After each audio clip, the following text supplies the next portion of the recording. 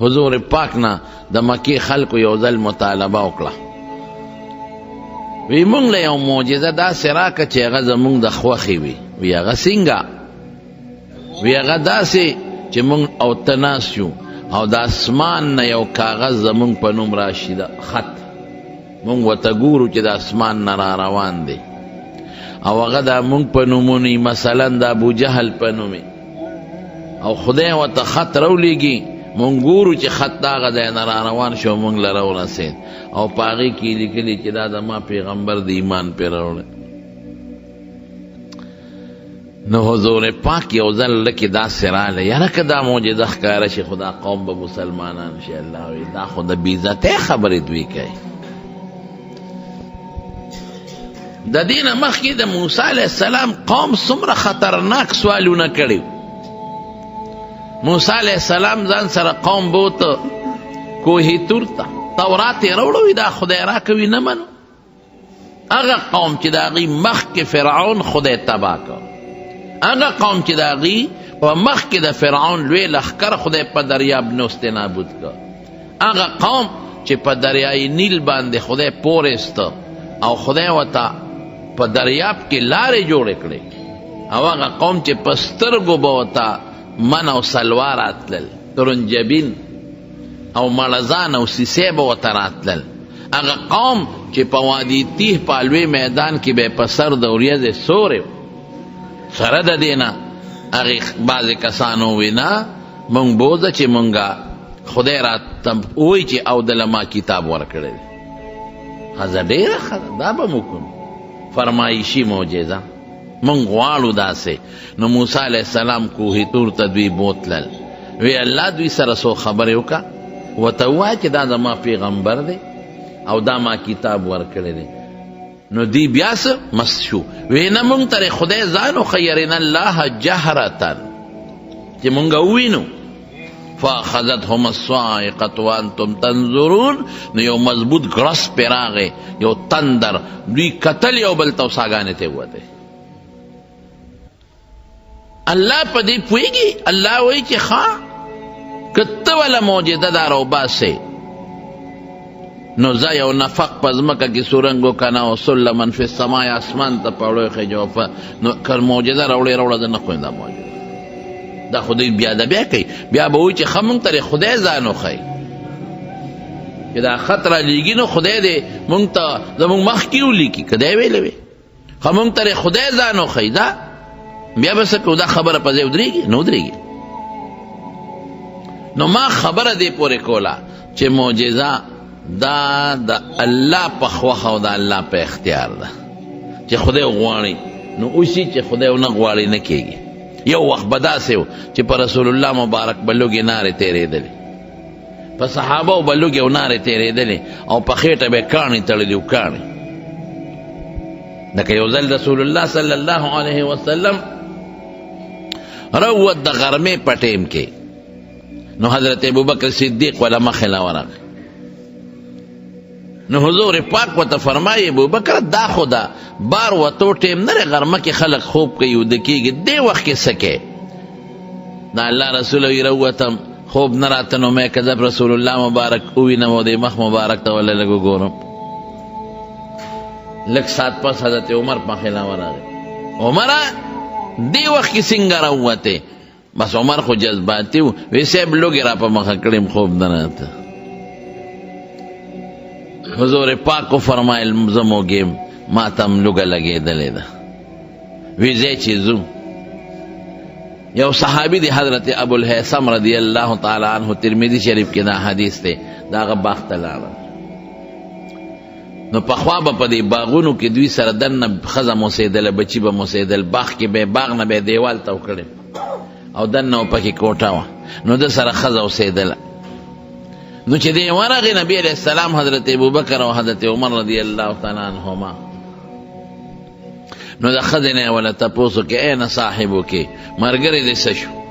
هغې ورته ویې تللی دی اوبه راوړي، ځکه د مدینې عامې اوبه مالګیجنې وې، نو بعضې کویانو چې د هغې اوبه خوږې وې، نو یې اوبه راوړي خوږې اوبه. دغه دی چې هغه ابوالهیثم رضی الله عنه راغی او مشکې غاړې ته اچولی و، نو نبی علیہ السلام تم ورته رغاړوت، حضرت ابوبکر تم ورته رغاړوت، حضرت عمر تم ورته رغاړوت، مشک یې کېښود او بیا په یو سوري باندې یو صادر یا بستر خور کو او درې واڼه پې کېنو. ګوره د سور وزو نار او اوږي دي، معجزه نه ښکاره کېږي. ابوالهیثم رضی الله عنه لاړو، د کجورې نه یو غونچکې را پرېښ کړ او نبی علیہ السلام ته مخکې کېښود. حضور پاک ورته فرمایل ابوالهیثم تا به پکې موږ له پخې کجورې را غونډې کړې وې، نو غونچک ته ولې راوشوکاو؟ وی د الله رسول زما دا ارمان دی چې تاسو ځان له خپله پکې خوښې کې، که پخې خورئ که کچه خورئ، او بوسر ورته وایي نیم پخته چې کم یم خوښي. او بیا چاړه را واغېسته او څاروي یې ولالالو. نو حضور پاک ولا آواز ورکړ، وی هلکه ګورې ته خو موږ له څاروی لالې ګډه یا چیلې، خو ګورې ذاتو در د پیو والا لاله نه کې چې تاسو له پی کوئ. هغه وی ښه. نو چیلې یا ګډې ولالال که، نو هغه پوخ کو. نو نبی علیہ السلام حضرت ابوبکر حضرت عمر هغه غوښه وخوړله او لږ خوب یې مو کو او د هغه مشک نه اوبه وڅښلې په کنډول باندې.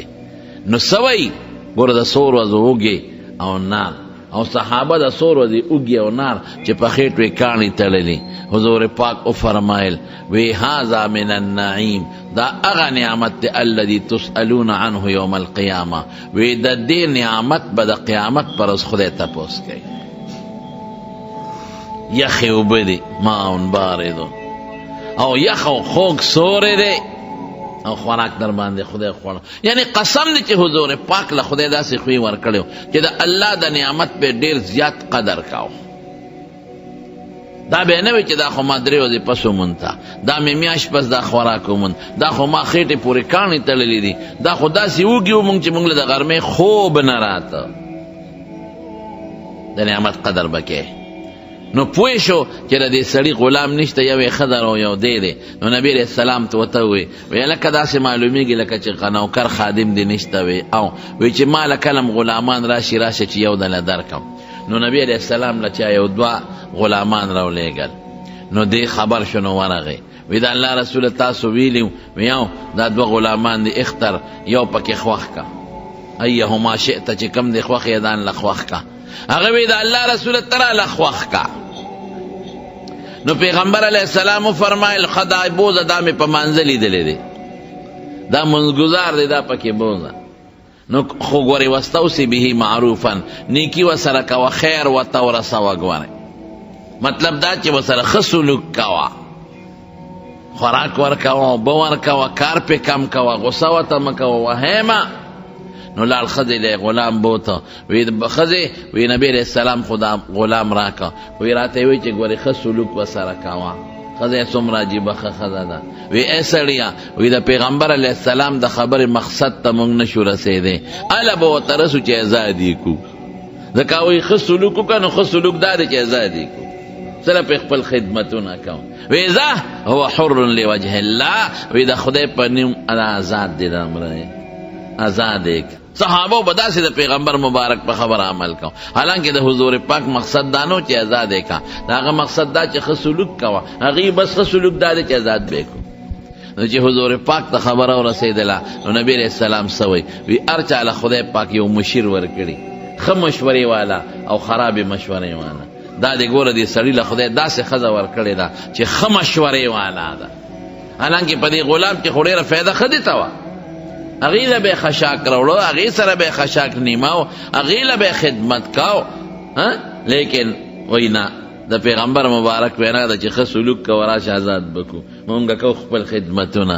نو چې چا له خدای ښه مشورې والا ورکړه نو دا کامیاب شو، او چې چا له خدای خراب مشورې والا ورکړه دا بیکاره دی. خبره مې دې پورې کوله چې دا د په نبي علیہ السلام لوږې تېرېږي او نهرې پې تېرېږي، لیکن خېټې پورې کاڼې تړي.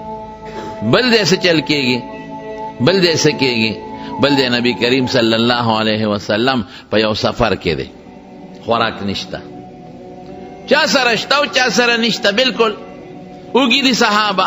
حضور پاک فرمایل که چا سره سوي راوړی نو چا یو کجوره راوړه، چا یو لپه ستوان راوړل، چا 2 لپې راوړل. هغه میدان کې واچول. نبی علیہ السلام مبارک هغه وړه قولټولې یو ځای کړل، وی راشه وړی، هر یو ته لوښې ډک یې وړه، هر یو ته لوښې ډک یې وړه. دا معجزه شوه د نبی علیہ السلام. نو ګوره دا الله پیغمبر تړه کې واچي چې داسې کېږي، کله و تړه کې نه اچوي چې داسې نه کېږي. نو معجزه دا د پیغمبر په اختیار کې نه، دا چې الله کله غواړي نو دا ښکاره شي، او که الله نه غواړي نه ښکاره کېږي. او معجزه څه شی دی؟ دا د پیغمبر د پیغمبرۍ دلیل. الله چې د پیغمبر دین ښکاره کوي او غالب کوي، نو یو دلیل غټ دا معجزه ده. په ترمذی شریف کې حدیث دی، یو باندې سي راغی حضور پاک مبارک ته کېناست، نو نبی علیہ السلام د ایمان دعوت ورکوي لکه مسلمان شه. هغه ورته وایي ستا د پیغمبرۍ څه دلیل دی؟ نو نبی علیہ السلام فرمایل وی که د اونې د غنچک ته اشاره وکم او دا د ځمکې ته راښکته شو، ځمکې له ورسي، او بیا ورته اشاره وکم او خپل ځای له واپس ورسي، او به منې؟ هغه وی بالکل یې منه. دا اوس معجزه شو. دا اوس الله لکې واچې حضور پاک ته. د انسان دړه او د خدای په منځ کې ډېر مضبوط تړون دی. ته به نه خبره اوس تاله ته به خبره راغورځولي. نو که عام نیک سړي ته زړه ته داسې یو خبره راشي نو کشف ورته وایي، الهام ورته وایي. او چې پیغمبر ته راشي د هغه د وحی په ذریعه راځي، هغې ته مونږ کشف وایو، پیغمبر ته هم کشف او الهام کېږي. خو زمونږ کشف الهام څه یقیني شی نه دی، او د پیغمبر کشف الهام وحی وي، هغه مضبوط او یقیني خبره دی. نو وی که داسې وکم او به منې؟ هغه وی او بالکل. نو حضور پاک د ونې غنچک ته اشارت وکړو، نو غنچک ځمکې له راورسېد. نو بیا ورته اشارت وکړو، نو واپس خپل ځای له ورسېد. بس بانډیسي چې دا معجزه وکړه واقعي، نو بانډیسي کلمه شهادت وی او خدای پاک مسلمان کړ. لیکن ډېر خلکو د حضور پاک معجزې لیدي دي، منلې نه دي، او چې غوښتې دي او منلې نه دي نو خدای تباه کړي دي. لکه د هغې زه د یو دوه درې مثاله درکوم. ابو جهل نبی علیہ السلام ته یو معجزه راته وښایه. څه معجزه؟ وی دا سپومۍ راله په منځ دوکه، نو څونه غټه خبره ده. او دې وخت کې نبی علیہ السلام په جبل ابي قبیس د پاسه ولاړ، شپه ده، او دا ټول کافران مشرکان ته راته دي. مطلب دا چې دا خو ډېره ګرانه معجزه ده، نو دا به دې ونه کړي چې نو موږ به ورپسې لاسونه وټپو. فسادیان خلک دقی د فسادي سړي مقصد د بل توهین وي او د بل سپکول وي. نو پیغمبر علیہ السلام یې حکم داسې وي، او نو نبی علیہ السلام سپومۍ ته اشاره وکړه، نو سپومۍ په میان دوه ځایه شوه، نیمه د غر نه یو خوا شوه او نیمه د غر د پاسه وه.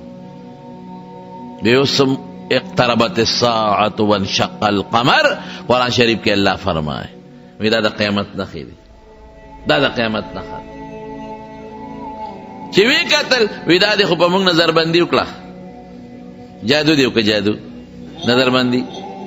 وی ښه نظربندي خو به په تاسو کوم که نه وي، او وی زه ستاسو کومې قافلې چې شام یمن خو یو خوا بل خوا تللي دي، هغوی راشي هغې نه تپوس وکړئ چې دا صرف نظربندي وه او په حقیقت کې نه ده شلېدلې، نو خو تاسو باندې مې نظربندي وکړه، او که په حقیقت کې شلېدلې د نورو خلکو نه تپوس وکړئ.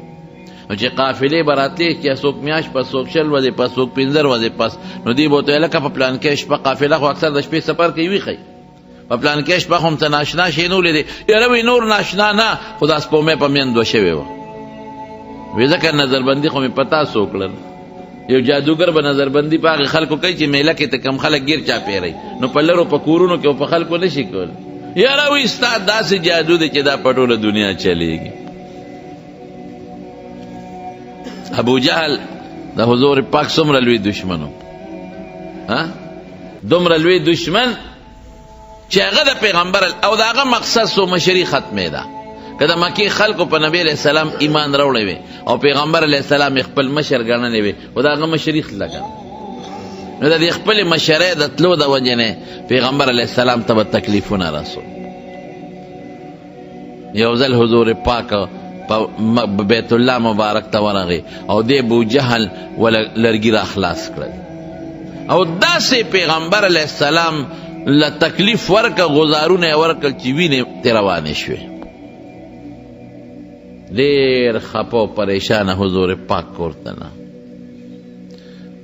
نو دا حمزه رضی اللہ عنہ ترو دا غی وینځ دا حالت ولیده. نو راغی نو دا حضرت حمزه صاحب ښځې ته ووی یاره وینن خو محمد سره ډېر لوی ظلم وشو صلی الله علیه وسلم. ابو جهل وره ډېر وواو او وینې ترې روانې شوې، هغه ورته غږ هم نه کوه.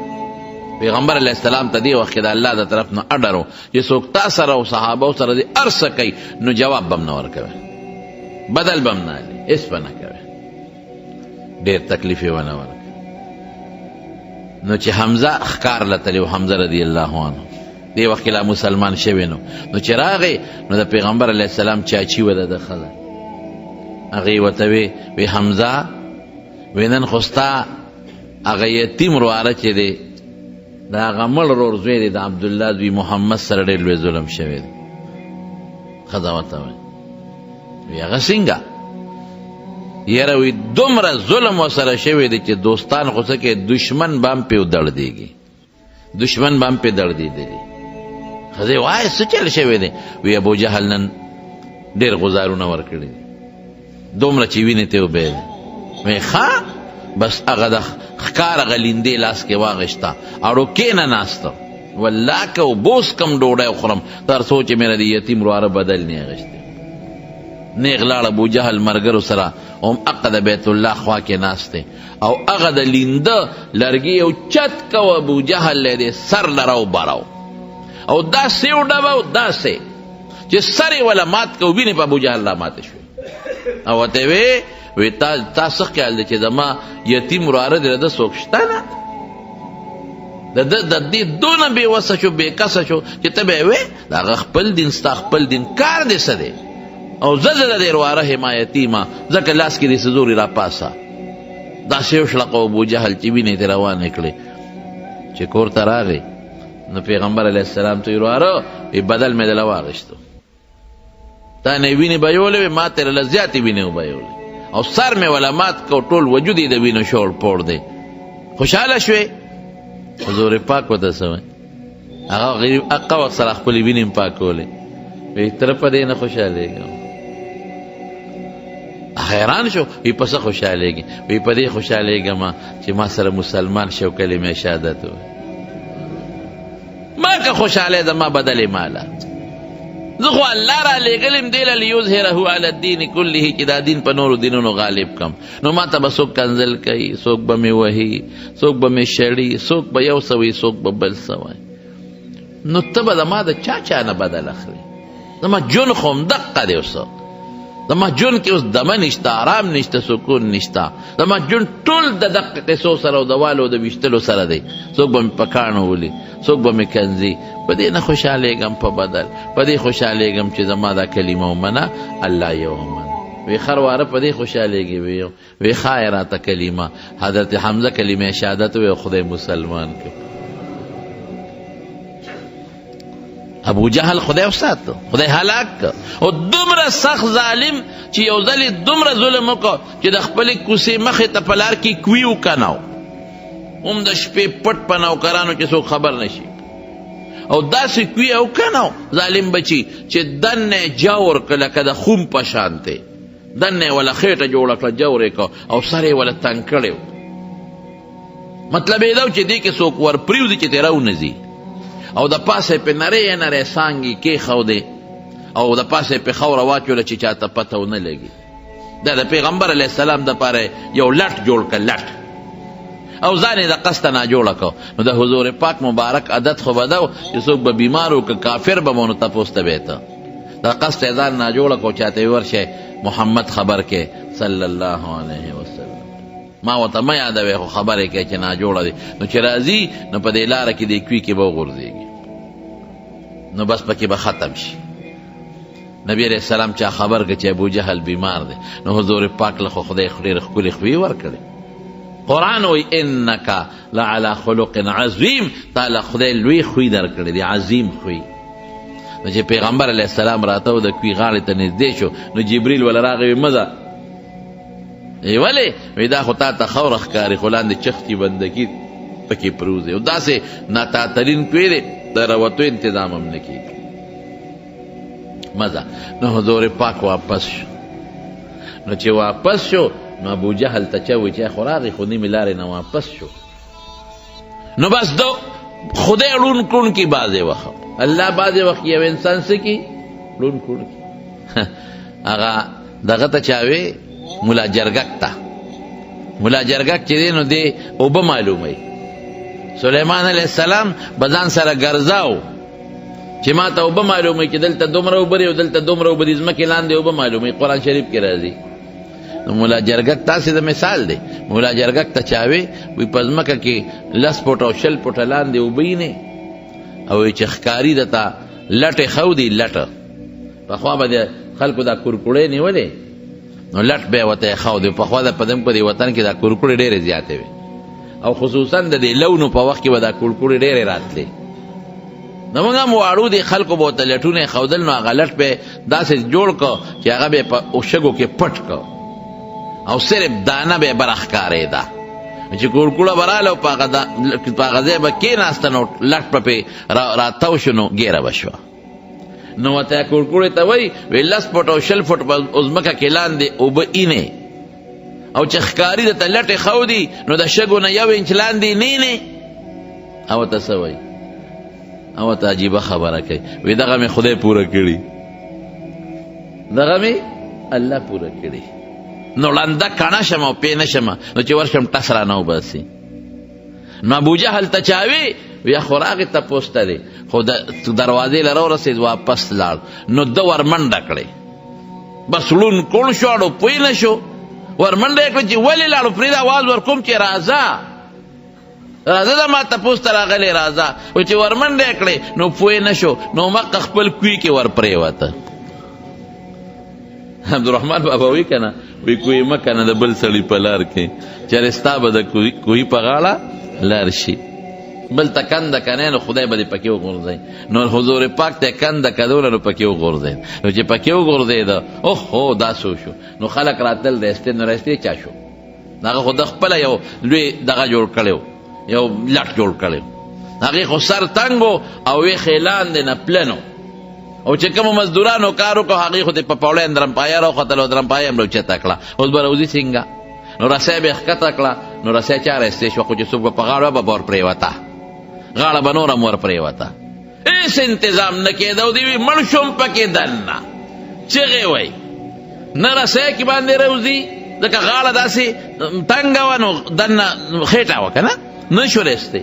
نو ده ظالم په خپل آواز وکړه وی محمد راولی بغیر د هغه نه مې بل څوک نشي راوستی صلی الله علیه وسلم.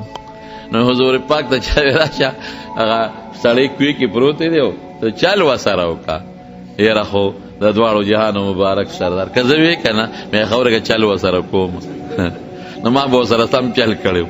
یو څو سسکورې به مې دا غاړه والې وه چې ودرېږه چې په دا کوی کې دې خاښ کم یا غونډ دا بشیرجان مې پې ورغورځاو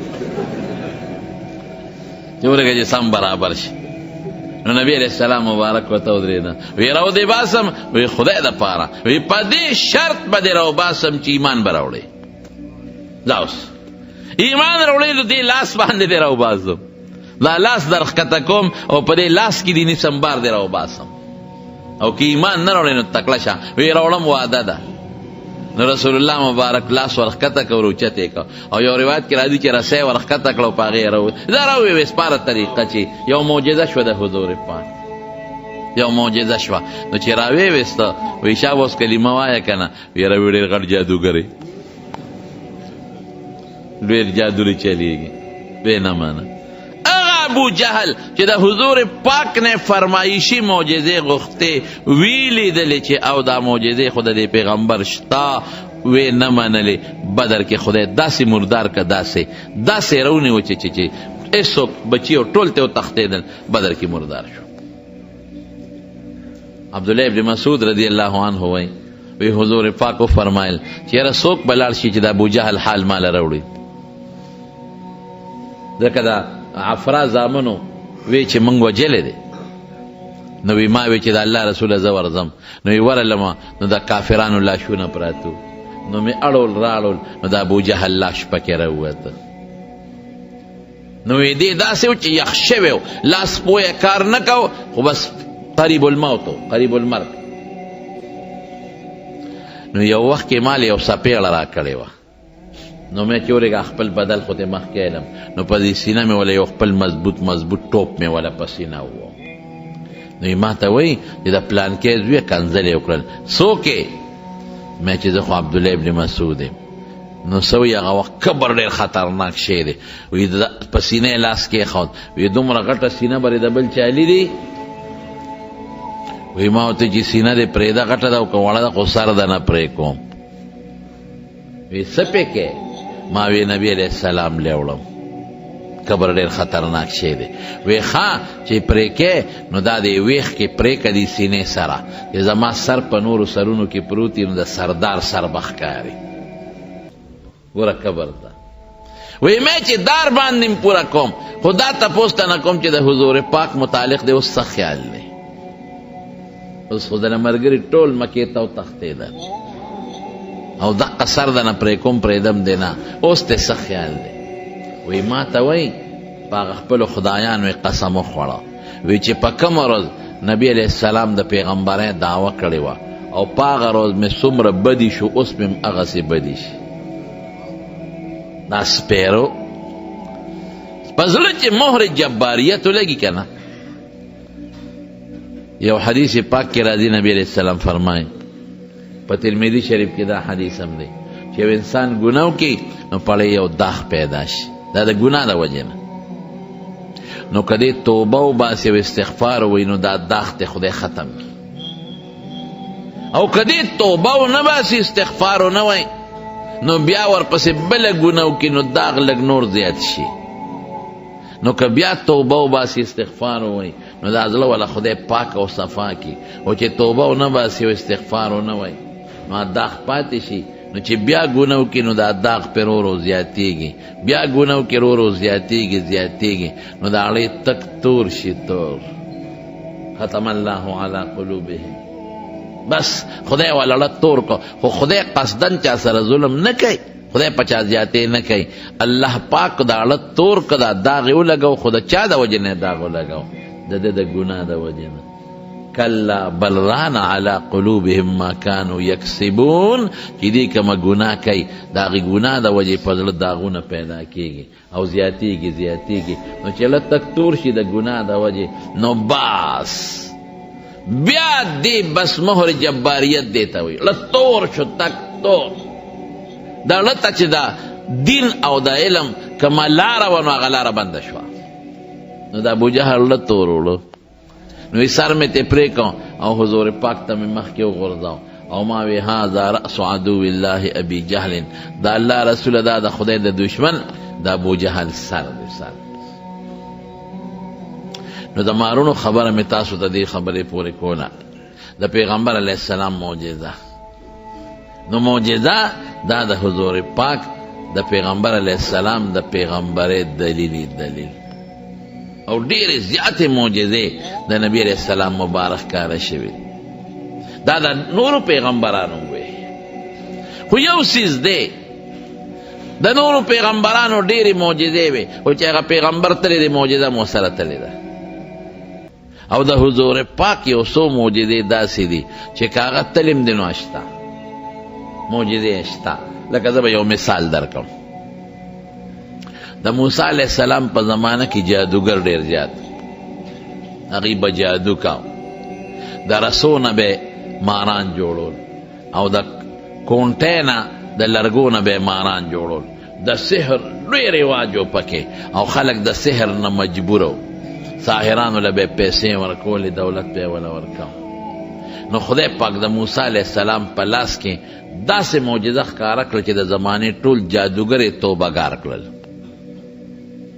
موسی علیه السلام چې کله د فرعون دربار ته ورسېد او ورته وی چې موږ دواړه زه او زما ورور هارون علیه السلام د خدای پیغمبران یو، نو هغې ونه منه. نو موسی علیه السلام ورته کونټۍ وغورځوله، د هغې نه یو اجدها خامار جوړ شو. چې اجدها خامار ته جوړ شو نو فرعون منډې کړې. اوهو خدای دا څه په جنجال وړېدو، دا شی خو نه راوچته نه کړي. هله موسی شی نیسه کونټۍ مار راونیسه، ګورې په موږ پسې راغی.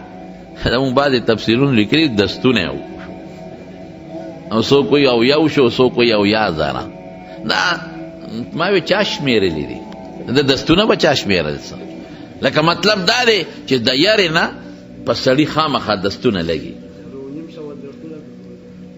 څوک 4.5 یادوي او څوک 600 400 چا کاپي او قلم راغشتي او شمېرلی دي نو د دې مقصد دی چې دا څوک وایي دستونه نو عموما اوس هم پښتو کې چې څوک ویریږي لکه پرتوګ ولا وګوری وایي دا یو مقوله غوندې ده او څوک وایي لکه ده خو به ډېر دستونه کړي نو موسی علیه السلام کونټۍ راوچته کړه نو هغه وایي چې دا خو جادو دی ورېږه جادوګر دله راغونډو نو موسی علیه السلام هم هوښیار وی راغونډ کړه نو د اختر ورځ باندې یو ځای کې به په مصر کې میله لګېده هغې له به د بانډو د یو ځای بل ځای خلک په ډېر لوی تعداد کې راتلل موعدکم یوم الزینه د هغې دغه ورځ باندې شوه او فرعون په ټول ښار او علاقه کې اطرافو کې کسان ولیږل وی چې څومره جادوګر یې راشي نو جادوګر یې راغونډ کړل مصر خو د جادو دی اوس هم مصر کې جادو شته او ټولو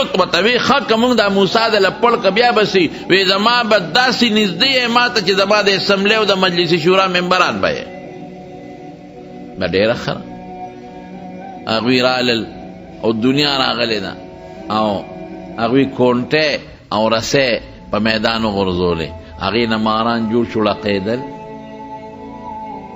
فإذا حبالهم وعصيهم څنګه دي يخيل إليه من سحرهم أنها تسعى په حقیقت کې ته ماران نو جوړ شوی خو نظربندي غوندې چلې کړی نو هغه به ړقېدل نو خلکو یې وګوره او قرآن وایي وجاءوا بسحر عظیم ډېر لوی جادو یې غورځاو قرآن وایي لوی جادو یې پیش کړ تر دې حده پورې چې د موسی علیه السلام لکې میره پیدا شو چې خدای دا خو هر یو جادوګر راځي او کونټۍ غورځوي هر یو جادوګر رسۍ غورځوي د هغې نه خو بلا ماران جوړ شو دا به څه کېږي الله ورته پام کړه ګورې ونه یېرېږي فکر مه کوه موږ د ملګري یو کونټۍ دې غورځوه چې موسی علیه السلام څنګه کونټۍ وغورځوله د هغې نه یو اجدها خامار جوړ شو او داسې خامار ته جوړ شو چې هغې هغه څومره رسیو کو لرګونه ماران جوړ کړي و الواقع یې تیر کړل خېټه یې غټه نه شوه بس جادوګرو خو پوه شو ګوره مولا پیژنې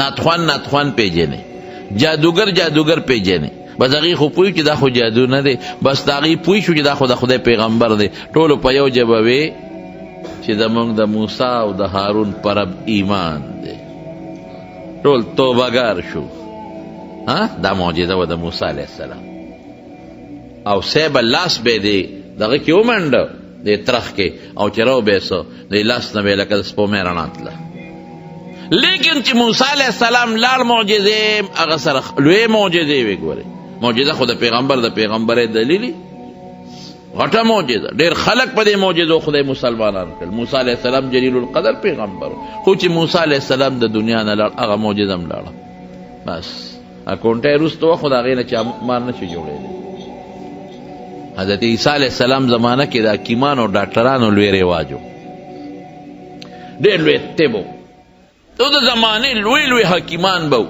او لا علاج بیمارو علاج به کېده لیکن د دوو بیمارو علاج چاله نه ورته یو د برګي برس او دویم چې کم سړی ړوند دی ړوند اوس هم د دې علاج نشته حضرت عیسی علیه السلام له خدای داسې معجزه ورکړه چې کم سړي باندې به د برس او د برګي مرض او لاس به پراخ که خدای به جوړو او چې کم سړی به ړوند بلکې پیدایشي ړوند دا لږ خطرناک ړوند دی چې په سترګو به یې لاس راکړه نو خدای به جوړ کړ او دا خو لا وړې خبرې دي چې برس والا او ړوند جوړېدل دي په قبر به ته او چې مړي ته به یې اواز وکړې قم باذن الله نو مړی به هم جمدې شو د لحد نه به راووت نیغ به ودرېد دا غټې معجزې وې خو چې موسی علیه السلام لاړ نو معجزې م ورسره لاړې ختم دا د هغه پورې وې د هغه نه پس دا معجزې نشته صالح علیه السلام د هغه دا معجزه وه چې خدای ورله اوښه ورکړې وه دې ته مطالبه کړې وه قوم کافر بچو داسې مطالبه کوله چې د آخرت پیدا پکې نه وره دنیا وه چې موږ له داسې یو اوښه راوباسه چې موږ له پی راکوي ډېره ښه ده. نو اوښه راووته، نو اوښې به دومره پی کول چې ټول به پې مړېدل، کېناستېدل به وله شله به. نو چې داسې اوښی چې پی ډېر کوي نو خوراک به هم ډېر خوري که نه. په ارامۍ غوا خو پی ډېر کوي خو خوراک ته هم ټینګېدل ګران دی، د هغې خوله نه ودرېږي د خوراک نه. یا د چیلې او د غوا په نسبت میخه پی ډېر کوي نو خوراک هم ډېر خوري که نو هغې به خوراک هم کو او اوبه به هم څکلې. نو یو ورځ یې وله مقرر کړه چې په دې ورځ به تاسو د چینې نه اوبه نه څکئ، دا به څکئ، او دې پلانکې علاقې ته به تاسو سرن له څاروي نه بوځئ چې دا پکې سریږي. نو په هغې بده ولګېده چې دا ولې، نو هغه اوښه یې زخمي کړه، نو خدای پې عذاب راوست. دا معجزه د صالح علیه السلام، صالح علیه السلام لال معجزه هم ختمه شي. عیسی علیه السلام نه دوی مطالبه وکړه، یو درستخان د خوراک پکار دی. معنوي دا چاټیان خیټور هلکه سمه معجزه د آخرت وغواړی سپېره بچو. نو درستخان هل تستطیع ربک، دا ستا خدای دا طاقت لري چې یو درستخان په موږ نازل کړي او ډوډۍ پې پرتې او خوراکونه پې پرتې او موږ یې خورو. خبیث بچو سمه معجزه وغواړئ، د دین وغواړئ، د آخرت وغواړئ، د جنت ته پیدې وغواړئ. نو څوک د اوښې پی غواړي، څوک من او سلوا غواړي، او څوک دغه غواړي درستخان. ظالمانو سم شی غواړي. وی نه نه دا څنګه خدای دی چې دا کار نشي کولی، طاقت یې شته که نشته. الله ته یې سوال وکړو خدای دا معجزه ښکاره کړه. نو څه چل به مخلوق خو هغه زمانه کې کم و که نه، دی به راغونډ شو.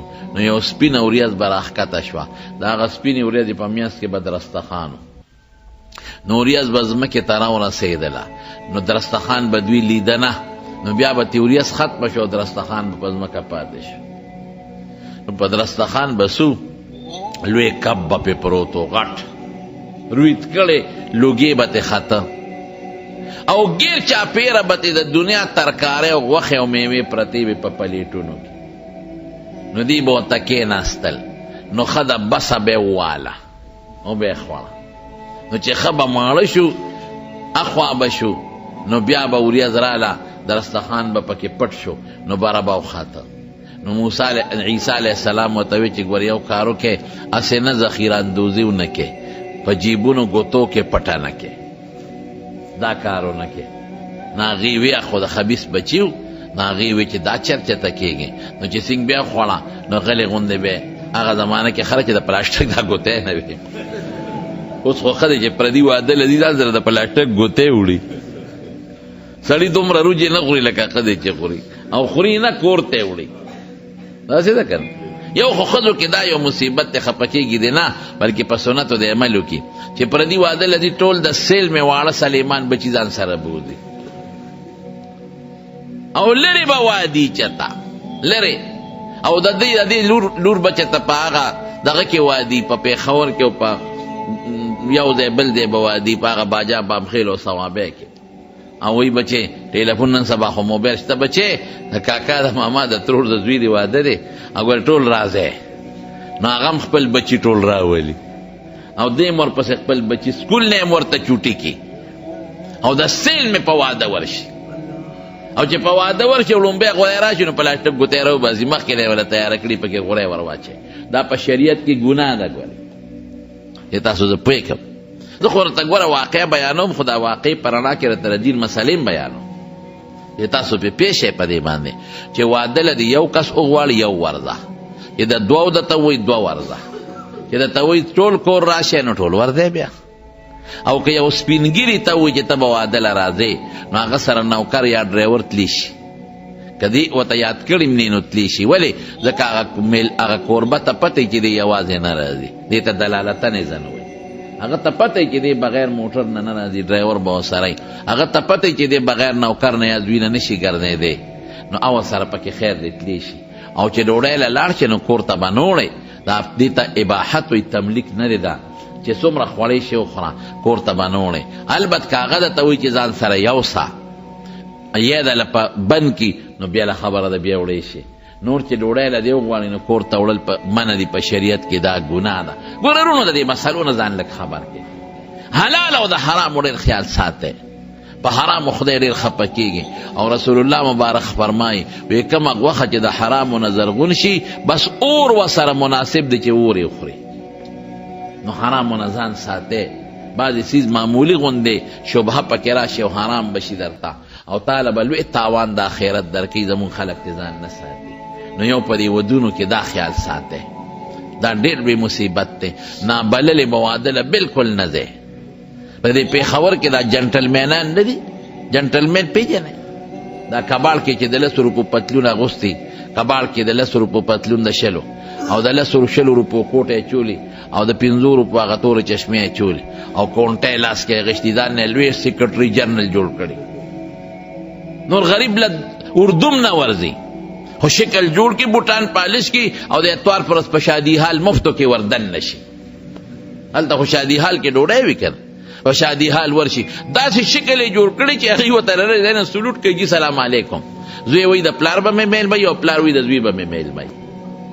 او هغه داسې شکل جوړ کړی خو پوره پولیټیکل ایجنټ ښکاري، هغه سیکرټري جنرال ښکاري. هغه ته څوک ویلی شي چې تا کاډ وښایه، ښه مدیدار لاړ شي ډوډۍ وخوري او وښکو باندې جبه ومږي وروځي په خېټه لاس راکاږي، بیا په بل شادي حال ورشي، بیا په بل ورشي. دا ډېره لویه ګناه ده او جرم دی. اکثر په دې ودونو کې موږ ته خلک وایي یاره جي مونږ خو د 400 کسو ډوډۍ بندوبست کړو خو 600 پرې رالل، مونږ خو د 400 کړو 800 پرې رالل. نو د 800 د اسمان نه شیطانان خو نه راکوزېږي چې هغې یې خوري. دا بې دعوته خوري، بې دعوته پردی ډوډۍ تلل دا په شریعت کې ګناه ده، دا ناروا دی او حرام دی. دې له بالکل نه ورځئ چې دعوت دله څوک درکړي نو ورځئ به. نو هغه عیسی علیه السلام ورته وایي چې خورئ دا شی خو ګورې ذخیره اندوزي به نه کوئ. نو دی به غلې غوندې د جیب نه سامان راوویسته ټوکړه موکړه او د هغې نه به یې شیدونه راواخېستل به پکې وتړل او تختول به یې کورته. نو خدای ورسره څه چل وکړه؟ الله ورسره دا چل وکړه چې بیزوګان او خنزیران ته خدای جوړ کړل. کولی شي که نه شي کولی؟ اوس هم زموږ د دې خلکو نه جوړ کړي دي، خو ظاهري نه باطني ګورې دا ټول ګند دی. ګند څوک چې د خدای نه لرې دی او د الله د رسول نه لرې دی، زما دا خبره چې اورې نو خدای دې پې د عمل توفیق درکړي. کوشش کوئ وروڼو چې عمل پې وکړئ. عمل ډېر ضروري شی دی. یوازې په دې کار نه کېږي چې په یو غوږ یې واورئ او په بل یې وباسئ. او یاره مولا صاحب ډېر ښه تقریر وکړه، والله که په دې صفت کار کېږي هله به کامیابېږئ تاسو. زه ځانم یادوم، زه او تاسو به هله کامیابېږو چې دا زه سویم په دې مونږ عمل وکړو. عمل نو خدای په لږو خبرو چې د عمل وکړو نو ډېره لویه خبره ده. او که د 15 ګنټې تقریرونه واورېدل او عمل دې پې ونه کړو نو تبعی ده. نو دا معجزې د هغې پیغمبرانو وي چې لاړل معجزې ختمې شوې. او د حضور پاک مبارک هم بعضې معجزې د هغه د ذات سره تعلق لرلې، لکه د ګوتو مبارکو نه به اوبه بهېدلې، ګوتو نه به نه بهېدلې. دا هسې مونږ خلک وایو، داسې نه وه. یو موقع نه په ډېرو موقعو کې اوبه خلاصې شوې وې، صحابو ته تنده ولګېده. نو رسول الله مبارک به د لاس مبارک په اوبو کې کېښو. نو صحابه وایي د دې ګوتو په دې میانځ کې به اوبه داسې راخوټېدلې لکه د چینو په شان دی. اوس دا معجزه وه، دا د رسول الله مبارک سره وه چې هغې لاړل، دا معجزه ختمه شو. د هغه د صحابو نه یا د بچو د لاسونو نه میان نه اوبه نه دي راوتې، یا داسې نور هم ډېرې معجزې شته. یو سفر کې یو صحابي وی اوبه نه وي، نو رسول الله مبارک یو څو صحابو ته چې لاړ شئ او اوبه وګورئ، ځکه ګیر چاپېر اکثر دا غرونه مرونه په دې سفر کې د غر شاته به چېرته چینی. وایي چې مونږ لاړو نو په لاره کې یو ښځه مخې له راله، نو ښځه په اوښه باندې ناسته وه او د اوښې نه یو خوا یو مشک اویزان ده او بل خوا ته مشک اویزان ده، مشکونو کې اوبه وې او ښځه یې میانځ کې ناسته وه. نو دې صحابو دې ښځې ته وې ودرېږه، ویې دروله، وی اوبه کم ځای دي؟ دا مشکونه دې کم ځای نه را ډک کړل؟ مونږ ته ځای وښایه چې مونږ هم لاړ شو که نه.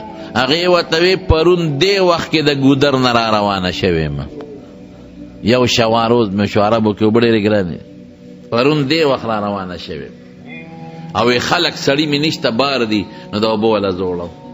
نو بس هغې هغه اوښه د پړي نه ونیمه، نبي علیه السلام له ښځه اوښه بوتله، وی صاحب دقه ښځې سره دې مشکونو کې اوبه دي او دا وایي چې یو شواروز اوبه لري دي.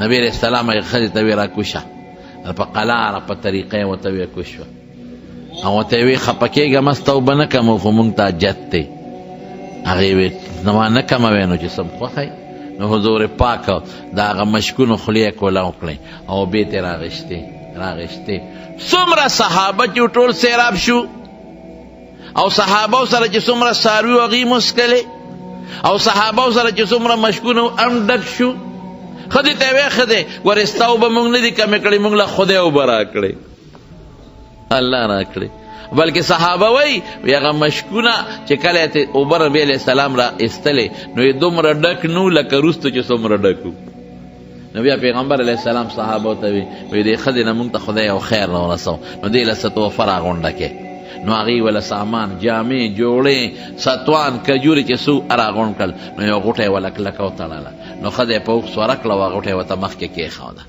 ښځه خوشحاله شوه چې کلي ته لاړه نو خلکو ورته وي تا خو نن لیټ شوې پلانکې وی یو لاره کې یو سړی را باندې پېښ شو وی ما ورته کتل او زما اوبو سره لوبې ټوقې کېدلې دومره اوبه د مشکونو نه ووتې چې د حد نه وتې او بیا زما مشکونه هغسې ډک دي یاره وی یا خدا هغه د آخرې زمانې پیغمبر دی رښتونی او یا غټ جادوګر دی وی د ځمکې او اسمان منځ کې د نه غټ جادوګر بل نشته او یا دا پیغمبر دی نو صحابو چې به ردې په علاقه راتلل او جهاد به یې کو نو ردې نه ګیر چاپېره به یې جهاد کو د دې ښځې قوم ته به یې غږ نه کو نو دې ښځې یو ځل دا قوم راغونډ کو وي تاسو پوهېږئ دا صحابه راځي او ګیر چاپېره په نور علاقو کې جهاد کوي او مونږ ته غږ نه کوي دا قصدن مونږ پرېږدي هغه زما د اوبو هغه شی پړه کې پروت دی نو ایمان پې نه راوړو نو دا ښځې سره ټول قوم ودرېدل او ټول لاړل او په رسول الله مبارک ایمان راوړل نو بهر کې